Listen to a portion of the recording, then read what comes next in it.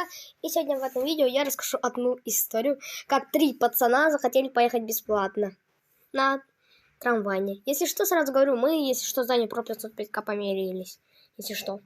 Ну, короче, это было так, я просто ехал на трамвае, и тут вижу, когда я выхожу, 3 пацана залезли на самый конец и все, и уезжают. Я не знаю, но это очень короткое.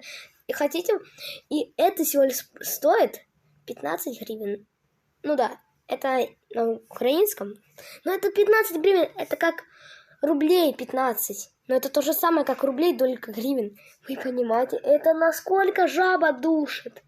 Я не знаю, как это назвать. Они просто, ну как говорится, бесплатно только мышеловки сыр. Ну, вот такая история маленькая. С вами был я, Сережа, Продинска, и всем пока-пока. Может, еще расскажу. Подпишись, поставь лайк и колокольчик. Это поддержит мой канал хорошо.